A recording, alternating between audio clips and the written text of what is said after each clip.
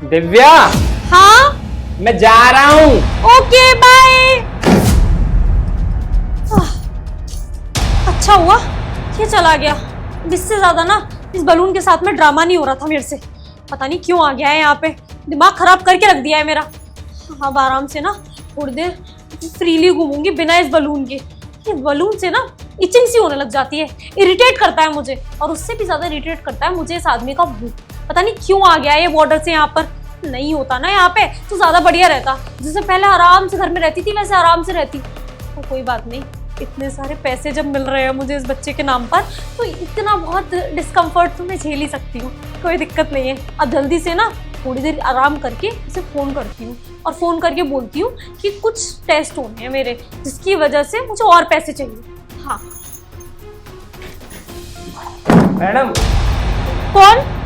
मुझे मैडम जी आपके पति ने भेजा है, वो फौजी पति ने भेजा है। वो बोल रहा था कि मेरी वाइफ ना प्रेग्नेंट है, तो उसकी ना रिपोर्ट बना देना आप जल्दी से, जाके उसके चेकअप कर लेना। कोई भी दिक्कत नहीं होनी चाहिए बच्चे में, बच्चा एकदम तंदुरुस्त होना चाहिए। 6 किलो का बच्चा मांगा तुम्हारे पति ने।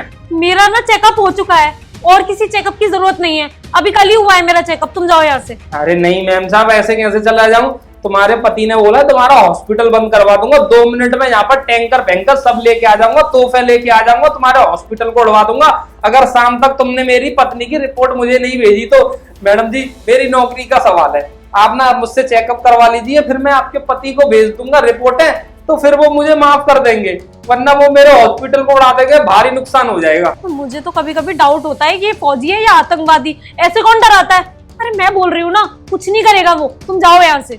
हाँ तो ऐसी बात नहीं है मैडम जी, मैं ऐसे नहीं जाऊंगा।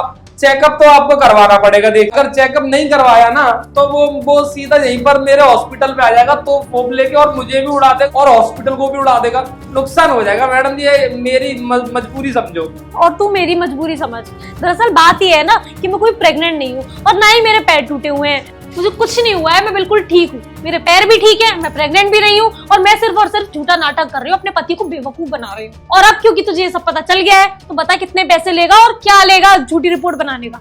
झूठी रिपोर्ट बनाने का? मैडम जी झूठी क्यों, असली रिपोर्ट बना देता हूँ ना कि आपके पैर ठीक है और आप प्रेग्नेंट भी नहीं हो। पागल है क्या? तो तुझे बोल दिया कि मैं अपने पति को बेवकूफ बना रही हूँ।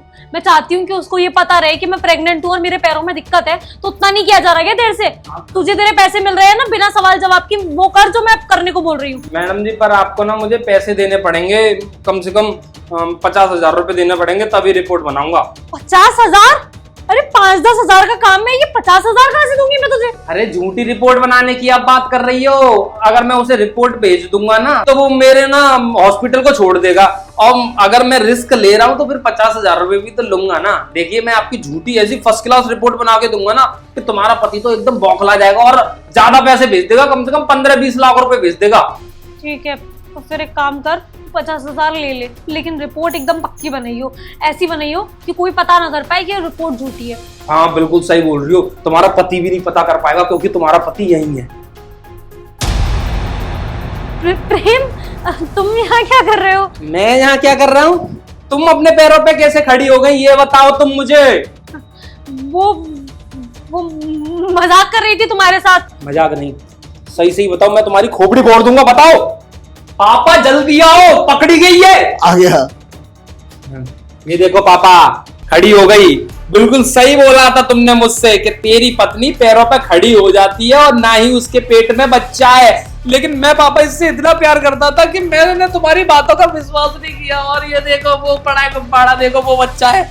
मैं तो बेटा इसको बहुत दिन से वॉच कर रहा था। अरे इसके एक दुकानदार ने मुझसे शिकायत की थी कि तुम्हारी बहू रोज गुब्बारे ले जाती है। मेरे दिमाग में तो कौतूहल हो गया, मैंने कहा तो गुब्बारे करती क्या है। उसने गुब्बारा फैलाया और अपने पेट पे लगा लिया, और उसके बदले में तुमसे पैसा ऐंठती रही, दवाई के नाम पे, अल्ट्रासाउंड के नाम पे, दिखाने के नाम पे, रिपोर्ट के नाम पे झूठ बोले जा रही थी। मैंने इसको कहा तो उसने मेरी बात को सुनने से इनकार कर दिया, बोले जो तुझे कराया कर लियो। तब मैंने तुम्हें ये सब बताया, और ये सब नाटक मैंने तुमसे इसलिए करवाया कि तुम इसकी सच्चाई को जान सको। हाँ मैं गया नहीं था, मुझसे पापा ने बोला था कि तेरी पत्नी बिल्कुल ठीक है, ना कोई प्रेग्नेंट है। फिर मैंने इन जूतों से आवाज करी थी और मैंने गेट लगा दिया था कि दिव्या मैं जा रहा हूँ, और देखो तुम्हारी सच्चाई सामने आ गई। तुमने मेरे प्यार का मजाक बना के रख दिया। अब मैं तुम्हारे साथ नहीं रहूंगा, तुम अपने घर पे ही रहना आराम से, मेरा तुमसे कोई रिश्ता नहीं है। मुझे लूट लिया पापा, 20 लाख रुपए ले लिए पता इसने। ऐसी बेवफा औरत को तो घर से बाहर फेंक देना चाहिए। हाँ फेंक दूंगा मैं इसे घर से बाहर। आज के बाद ये मेरे साथ में नहीं रहेगी, डिवोर्स दूंगा इसे, डिवोर्स, और इससे अच्छी लड़की से शादी करवाना मेरी। मैं कराऊंगा तुम्हारी शादी, लेकिन ये फूटी आंख भी नहीं सवारी है। निकल यहाँ से, अरे पर मैं बात निकल, कुछ नहीं सुनना तेरा। निकल, जल्दी निकल। निकल यहाँ से। अरे पापा इधर से बाहर जाती, वो अंदर चली गई। अरे इसको घर से बाहर निकालो, लुटेरी दुल्हन। अरे किसी दिन हम दोनों को बेच के खा जाएगी ये।